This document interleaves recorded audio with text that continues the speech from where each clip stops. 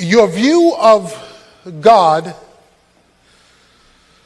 will determine your view of life, or your view of life will determine your view of God. If God is your reference point,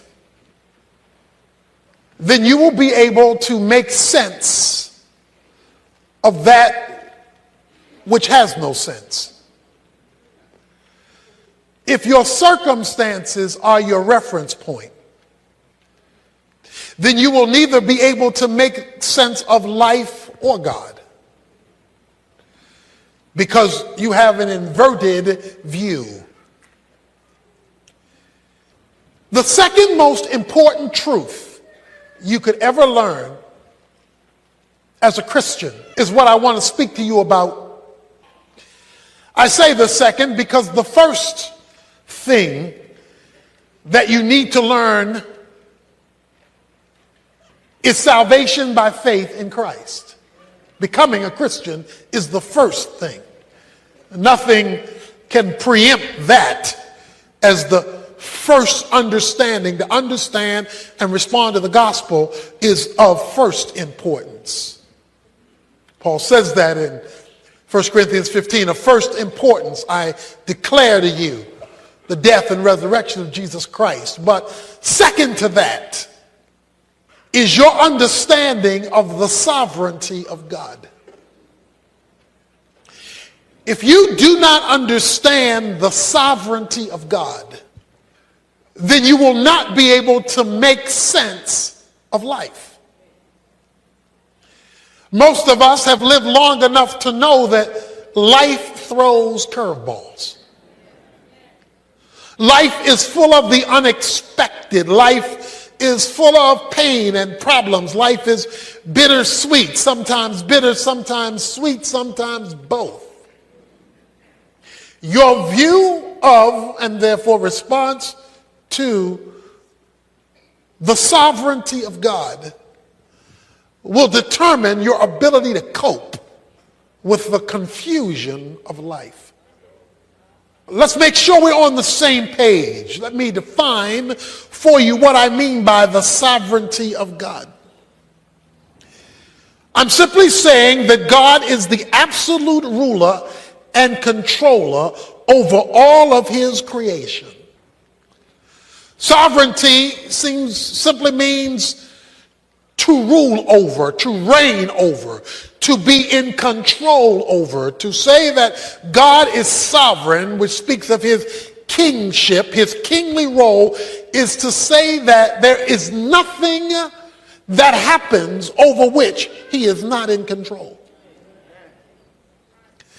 That control is either manifested either by direct causation, he makes it happen, or by consciously allowing it to happen. He either controls it, he says, that's what I want to happen, so it happens, or he says, that's not what I want to happen, but I'm going to let it happen because I'm going to use it for what I want to happen. You cannot have a sovereign God and have luck.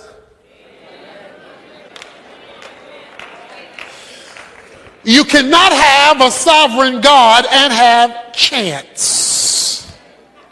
You cannot have a sovereign God and have fate. Because that means those terms refer to things happening haphazardly, with no order to them, with nothing in control. They just show up. God's sovereignty says that things don't happen. Things are under control when they're out of control. Or I like the way Ephesians 1:11 says it, that God does everything after the counsel of his own will. Everything. He is creator, controller, and sustainer of all things. So we've got to establish this as the governing principle of life. The governing principle of life has to be the sovereignty of God. Therefore, you can never first appeal to your circumstances. If God is sovereign and you're not sovereign, that means your circumstances are not sovereign. God is. So the reference point for life must not be life, it must be the sovereignty of God. This leads me to probably the greatest verse, I would say, in the Old Testament, maybe in the Bible, when it comes to life circumstances, as it comes to the intersection of the sovereignty of God, and that is found in Genesis 50. It comes at the end of a saga of a young man's life that we have spoken of often. His name is Joseph. Joseph has been sold into slavery by his brothers who were jealous of him. Joseph, having been sold into slavery, winds up working for a man named Potiphar, because the slave owners took him to Egypt. They sold him as a slave to Potiphar, where Joseph climbed the ladder of success and became Potiphar's administrative assistant, managing all of his household affairs. While managing his household affairs, Potiphar's wife sought to seduce him, and he refused. In her anger over his refusal, she cries rape,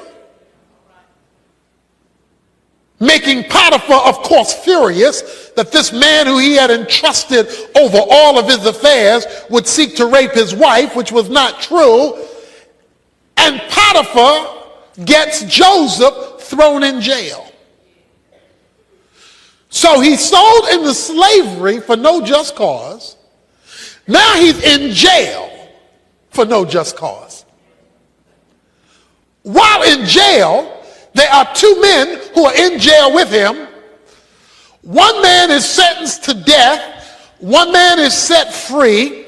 Joseph says to the man who's set free, "Remember me to Pharaoh." Remind him I'm still here. The man who he talks to forgets. He's free. He's not remembering nobody else. And now, he is now forgotten. This is 12 to 13 years of events I just described for you. Every time it looked like he was going up, zoom, he went down. You talk about it's not fair.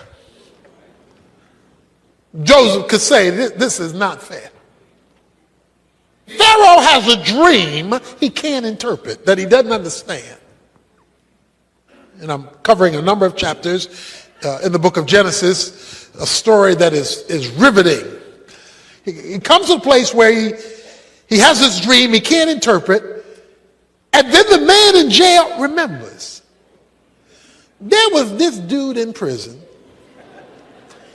who was good at this stuff. He could interpret dreams.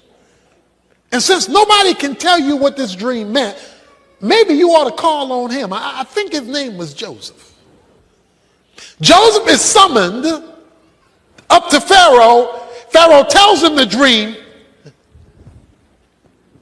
And Joseph says, this is the interpretation.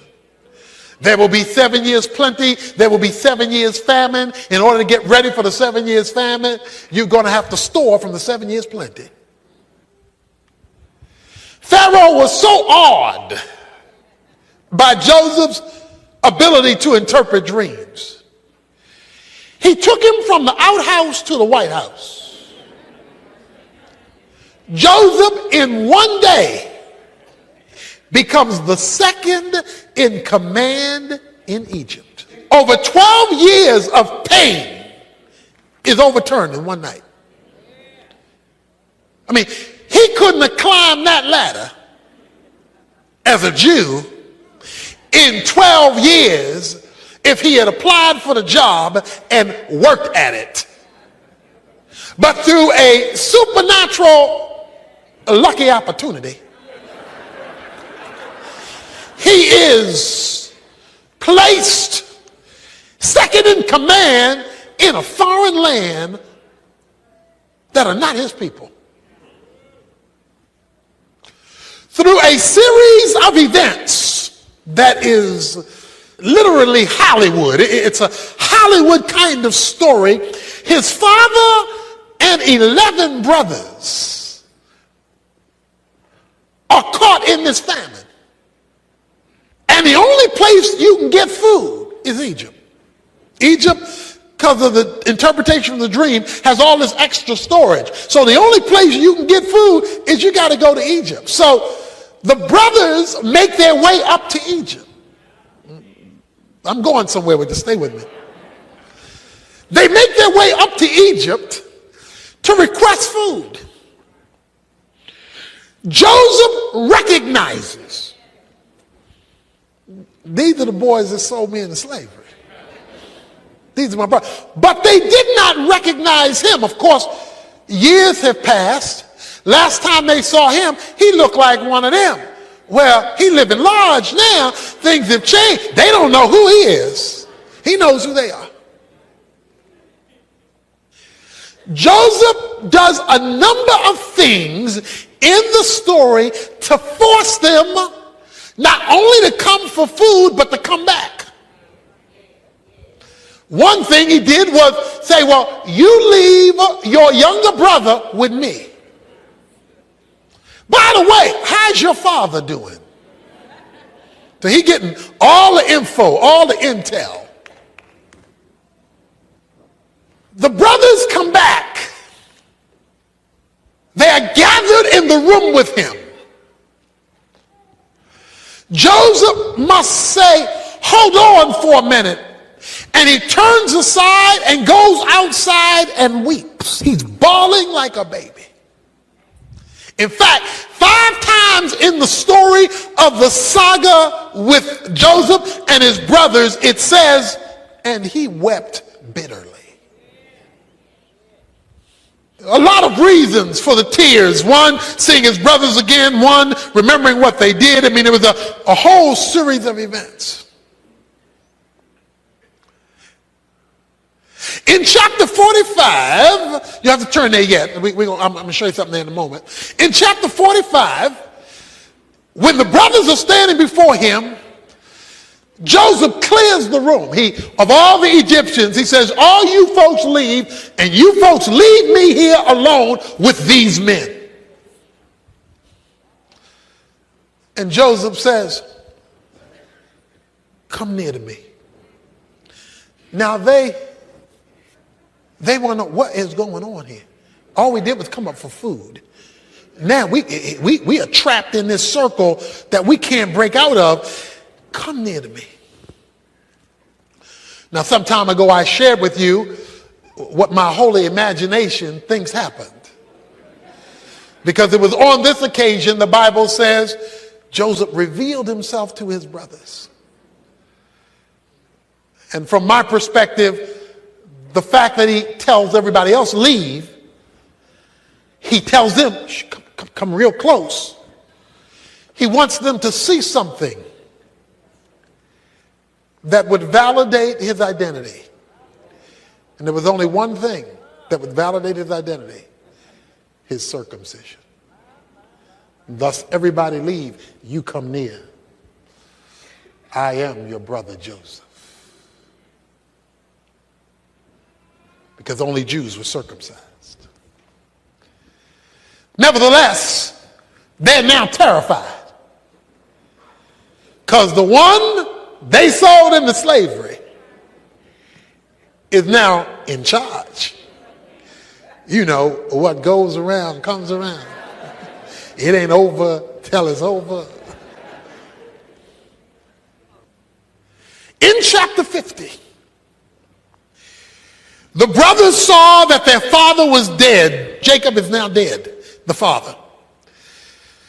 And they are terrified. What if Joseph should bear a grudge against us and pay us back in full for all the wrong we did to him? What if? As long as daddy was alive, out of respect for daddy, he withheld his hand. But now daddy ain't here to hold him back. What if he now is going to get even? So they concoct a story. They make up a story in verse 16 that your father charged before he died. Daddy told us to tell you. Please forgive, I beg you, the transgression of your brothers and their sin, for they did you wrong. Please forgive their transgression of the servant of God, of your father. And again, Joseph wept before them. It wasn't fair. It wasn't right.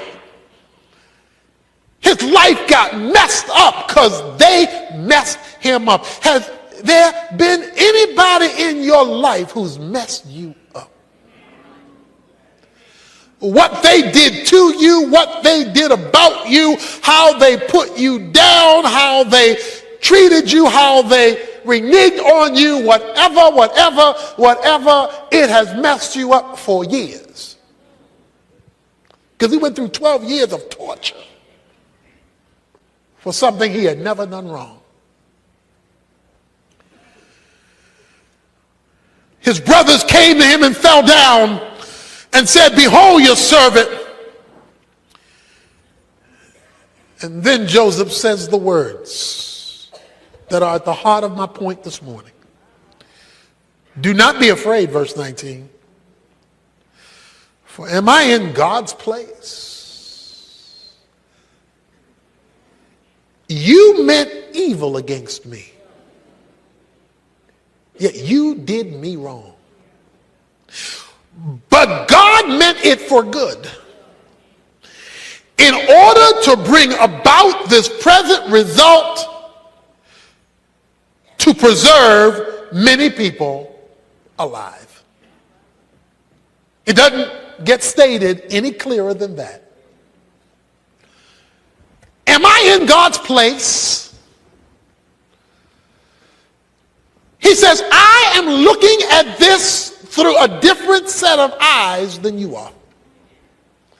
You're looking at what you did to me, and what you did to me was wrong, but what you did to me is not my final reference point. What you did isn't the bottom line. What you did isn't the final point. What you did didn't make it over. He says, you meant it for good. You did me wrong, but you meant it for evil. You did me wrong, but God meant it for good, to bring about this present result. When life treats you wrong and you focus only on the wrong, then you're missing the point. When life treats you wrong, God is still in control. When it's not fair, it doesn't mean it's not God. When God allows people and things to do things to those who are committed to him, you can be assured that he's allowing bad things for a good reason. Let me say it another way. Anything that happens in your life, because God is sovereign, must pass through his fingers first. God has the power to stop it. reverse it, correct it, kill it. If he didn't, he wants to use it. You meant one thing when you sold me into slavery, but God meant something else when you sold me into slavery. You were thinking, I'm mad, I'm irritated, we're jealous of you, we don't like you, we don't want you here anymore. That's all you were thinking. But when God lets you get through with that, he was up to something else. He says, and the reason God did it in verse 20 is that he might bring about this present result. He allowed an event 13 years ago to bring us to today. He allowed a negative in our past to bring about what you're looking at right now. In fact, boys, thank you for sending me into slavery. Because when you put me in that hole and lied to daddy and told him I was dead,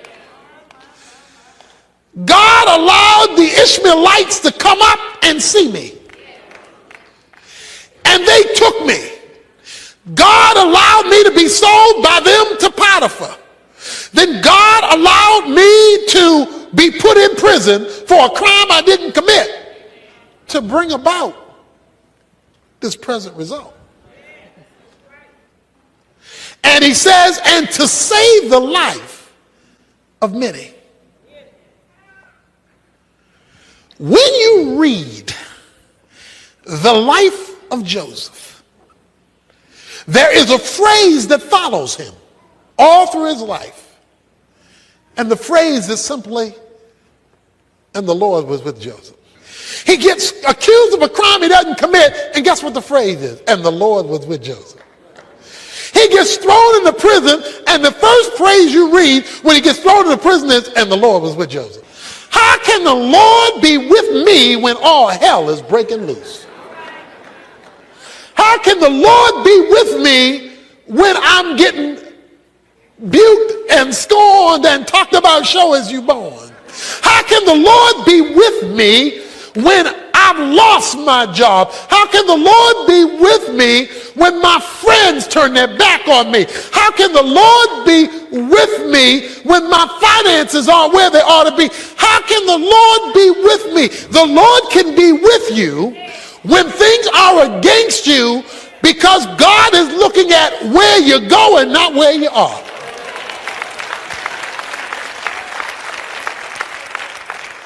You see, our problem is all we see is what we see.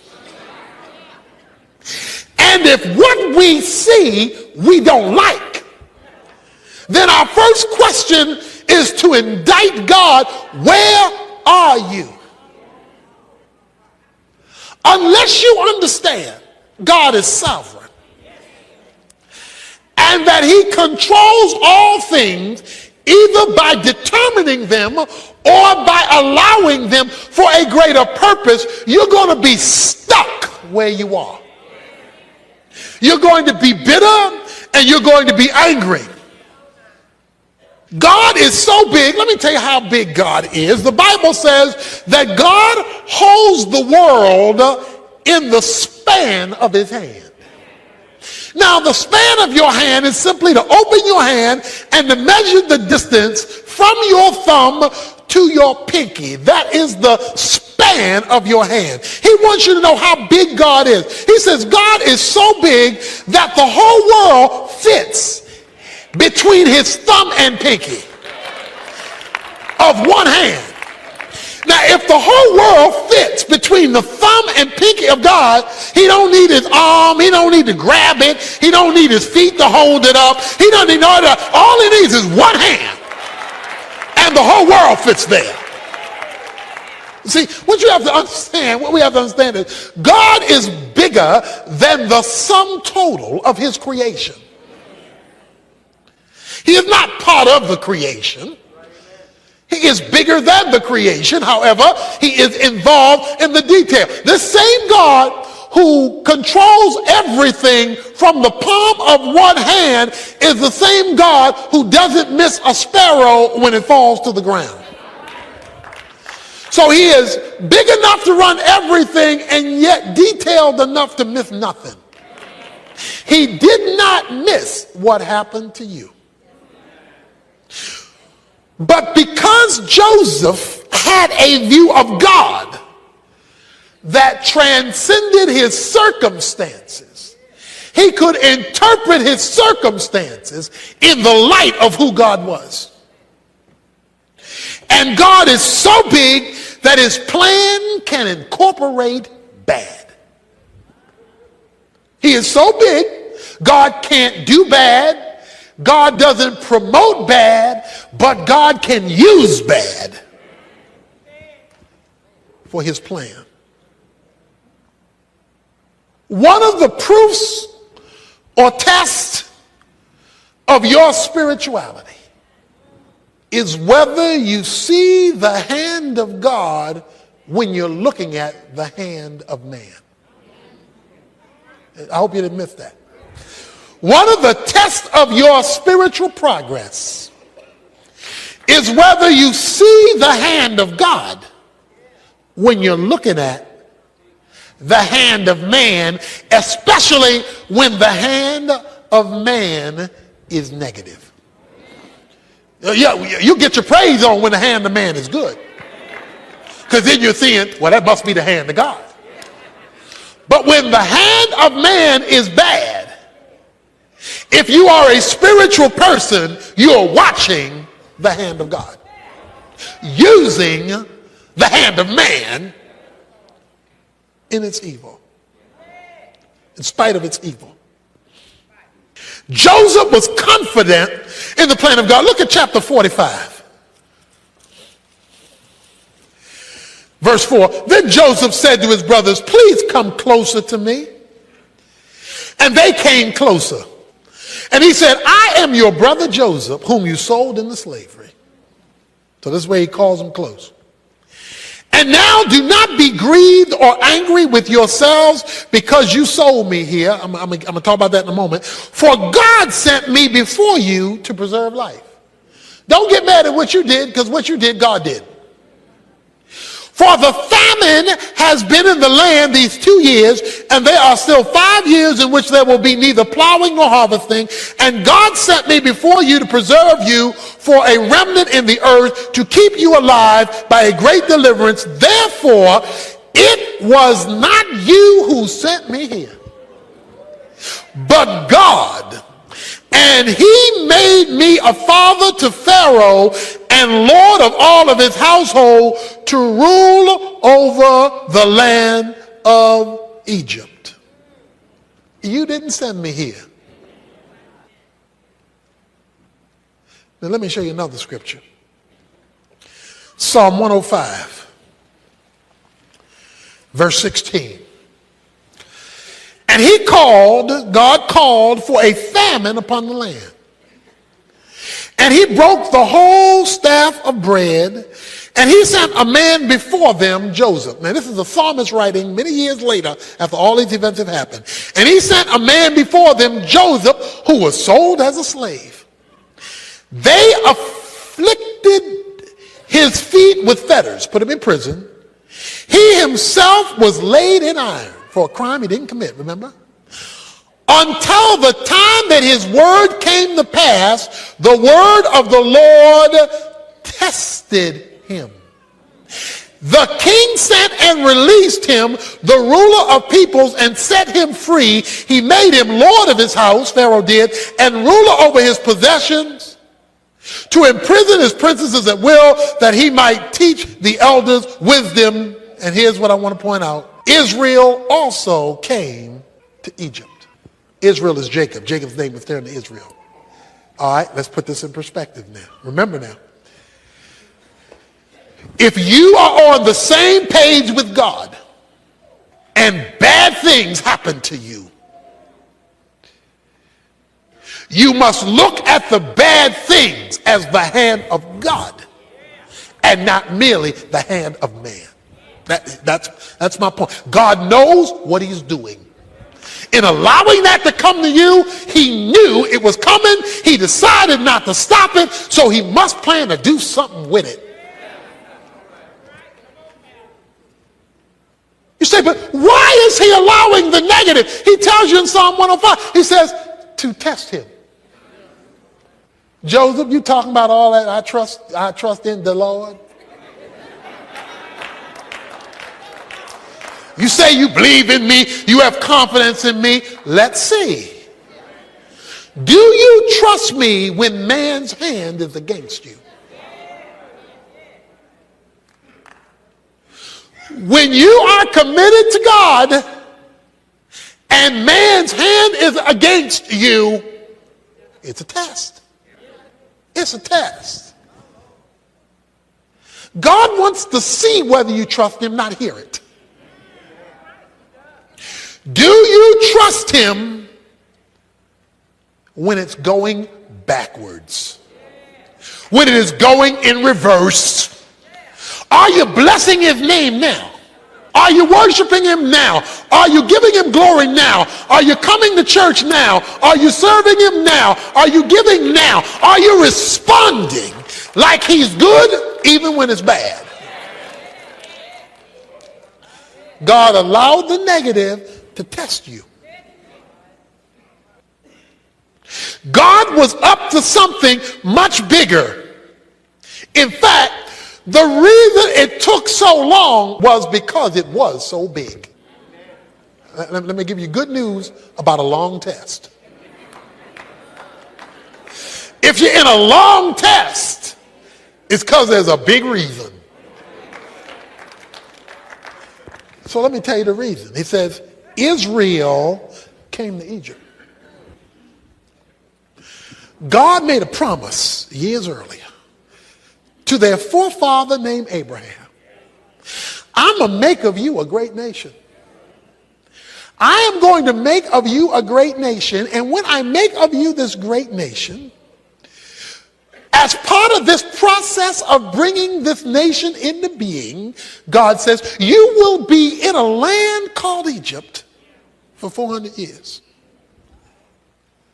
And out of that 400-year experience, I'm going to give birth to a nation that will come out of your offspring, and this nation shall be my people and shall glorify my name. That goes way back. That's what Joseph's great granddaddy. That's way back. Question is, how was God going to keep his promise? He got Joseph's brothers to sell him into slavery. The slave owners sold him to an Egyptian. The Egyptian sent him to prison. He became the confidant of Pharaoh. He's the only one who could supply the food, which brings his 11 brothers up to Egypt. While they are now living in Egypt, they become the children of Israel, expanding in Egypt. So guess what? God used the negative in one man's life to keep a promise about the building of a whole nation. Joseph went through deep waters because God was doing a whopping thing. When your waters are deep and they're lasting long, get your praise on. Because he's preserving something. He's building something. He's doing something. The problem is only spiritual people see this. The carnal are complaining. The carnal are cussing and fussing and rebelling. The carnal are spending all day asking why rather than spending time giving thanks in everything.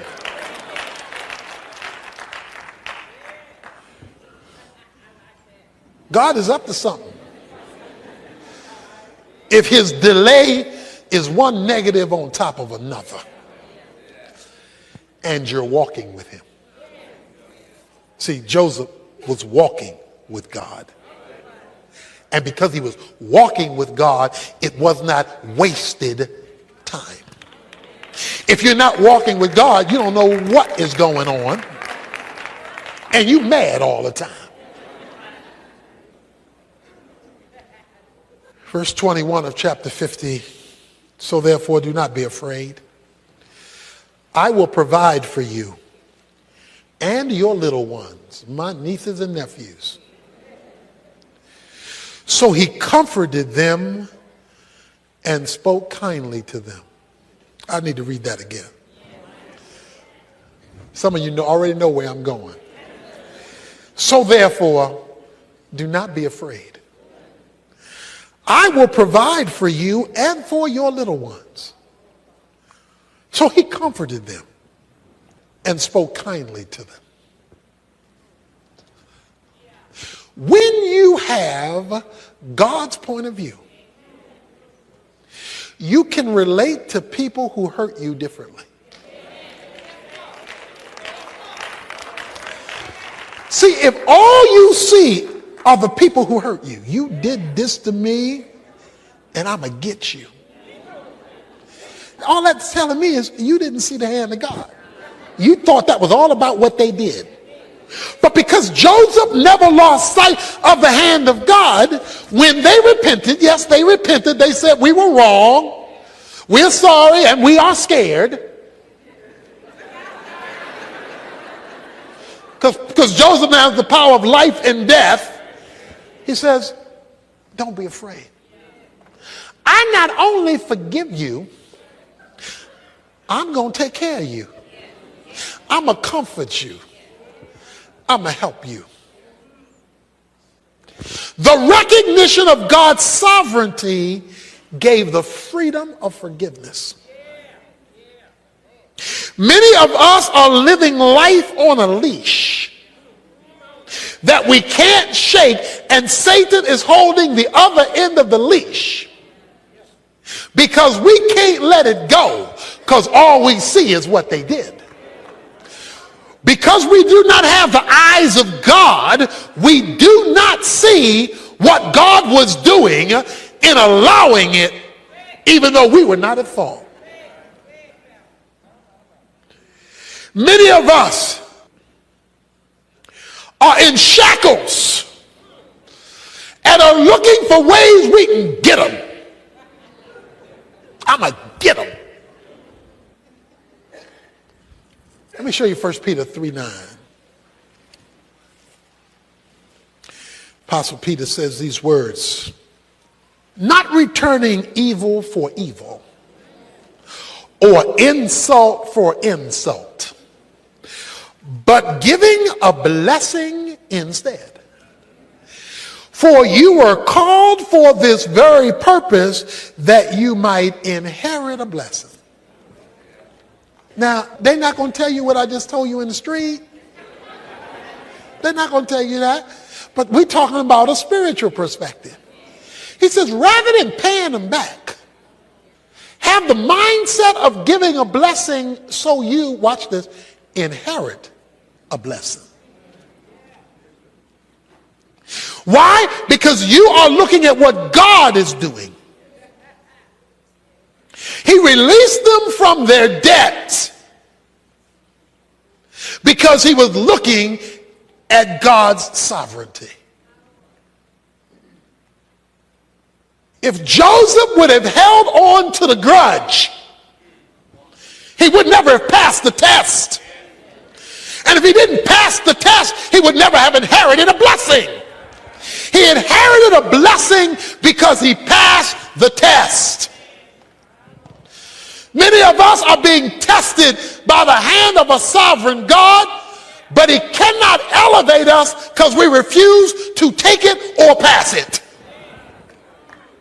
And we're living in bitterness and anger because we saw the hand of man and missed the hand of God. It's time to push the delete button because you're looking at the hand of God. It's time to set somebody else free so you can be set free because you're looking at the hand of God. You're not stuck with the injustice because God is up to something. And he decided to use the injustice to get you where he wanted you to be. He said, God used it to bring me to this place.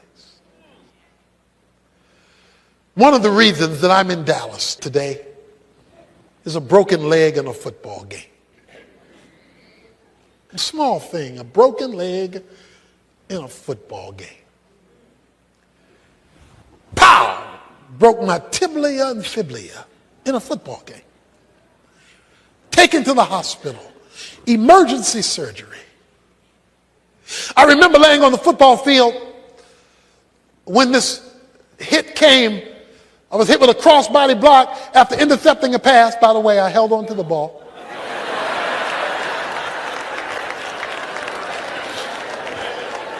Just want to get that straight. I'm not a punk. I held on to the ball.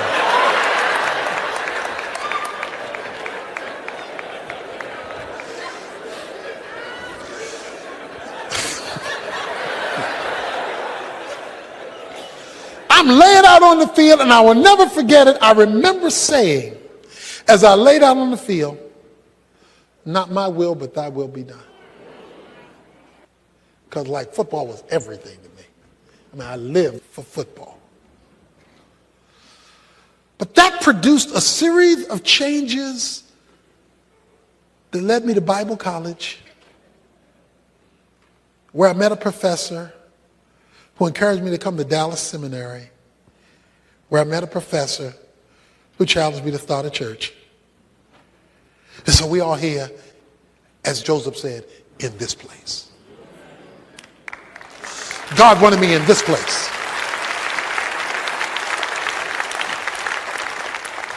And it was inspired because something got broken. If God is allowing something in your life to break, rather than simply going off on the one who hits you, ask, Lord, what is your will? What is your plan? What place are you taking me? When astronauts are learning to fly, they are put in a flight simulator where pilots are confronted with every kind of conceivable flight emergency. It is there in the simulator that they hone their responses and skills until they can successfully face them. They are given difficulties so that they can have the proper reaction when the real thing comes.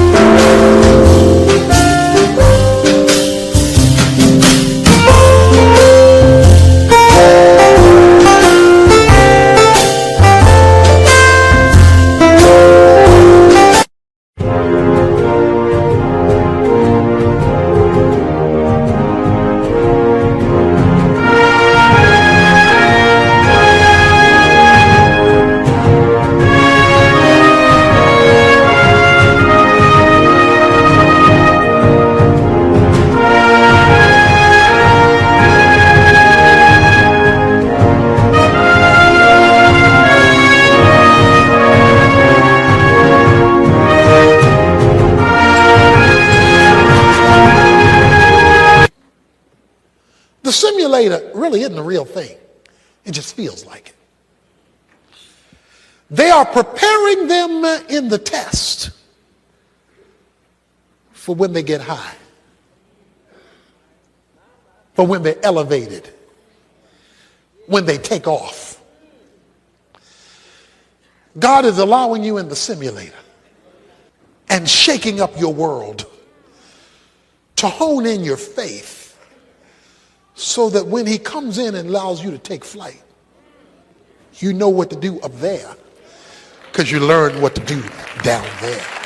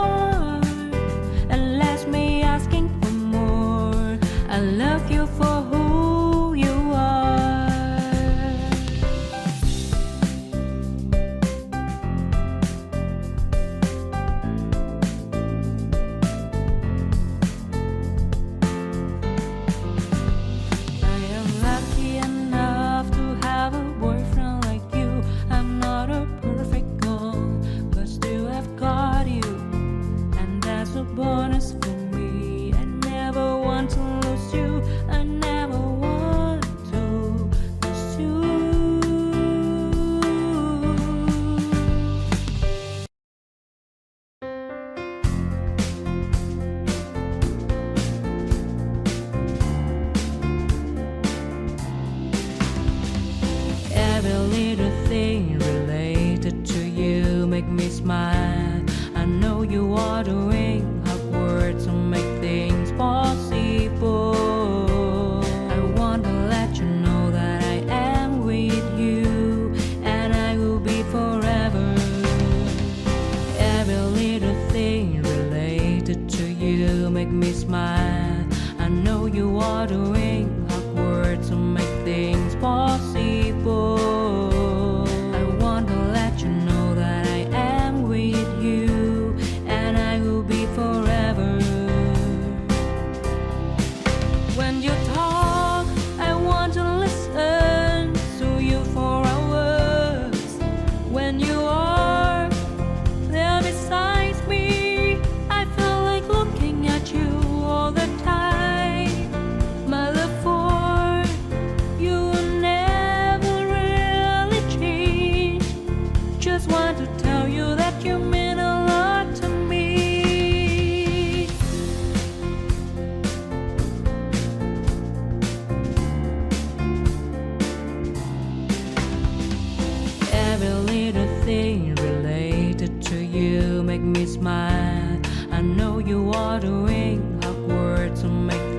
possible.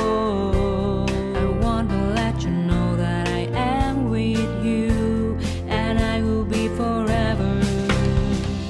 Every little thing related to you make me smile. I know you are doing